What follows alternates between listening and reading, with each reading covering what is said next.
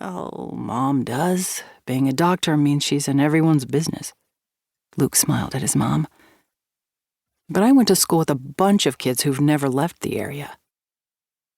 Whereas San Diego is a much more transient place. What with the military and people chasing their Californian dream, Bailey said. It's hard to get to know people. I'm glad I had my sisters around while Noah was overseas. Max picked up his plate. I don't have time to go to town. There's work to do in the barn. I'll bring you back one of Bernie's donuts, Jen called out to him as he put his glass in the dishwasher. Talk to me when you bring back a dozen, Max said, and departed. Noah set down his fork with a sigh. I guess I should be getting out there too. He kissed the top of Jen's head. I'll keep an ear out for Sky and get him up from his nap if you're not back. Thank you. Jen smiled blissfully after Noah as he went out. He really is the best guy. You got a good one there, Luke agreed. Bailey nodded. My brother's amazing. She pointed at Jen. But you're good for him. I've never seen him smile this much in his life. Yeah, it's quite unnerving, isn't it? Luke agreed, which made Bailey laugh. She did like him, Luke thought, but whether she saw him as anything other than her brother's best friend was debatable and probably unlikely, seeing as he had no idea how to change her opinion of him. What he needed was a new strategy. He pushed back his chair and rose to his feet. Give me 15 minutes to get the kitchen cleaned up and I'll be ready to go. Bernie handed over the chai latte to the stressed-looking woman with the crying toddler and smiled down at the little girl. Do you want some milk, sweetheart? I want cake, the tiny tyrant said forcefully. Now! Bernie looked at the woman. I can give her a cake pop for free if it gives you time to enjoy your latte. That would be so kind of you, the woman said.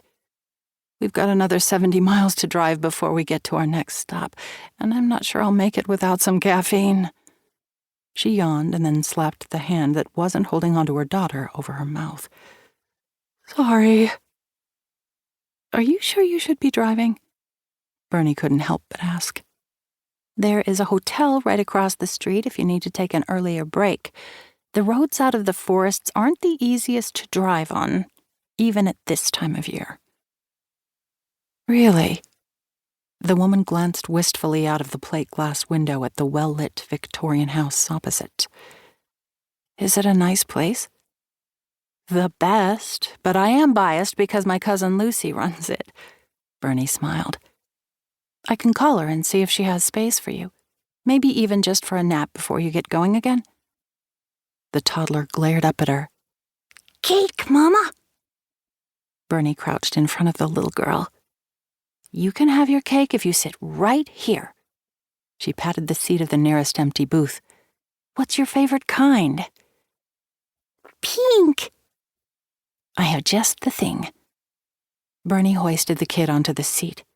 Sit tight and I'll get it for you.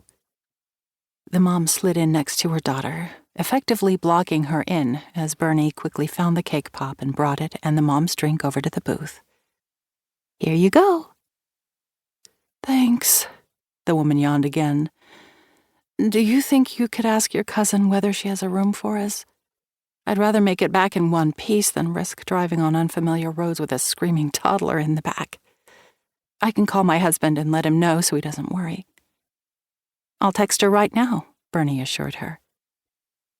15 minutes later, the toddler and her mother were on their way across the street to Lucy's place, and Bernie was wiping cake crumbs and frosting off every single surface of the booth. The bell jangled, and she looked up to see Jen and Luke coming into the coffee shop. Hey, you, Luke smiled, and her heart did its usual jumpy thing.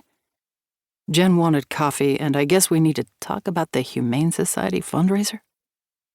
And cake, Jen grinned at her. And donuts to take back, of course.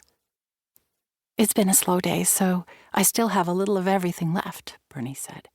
I've already sent out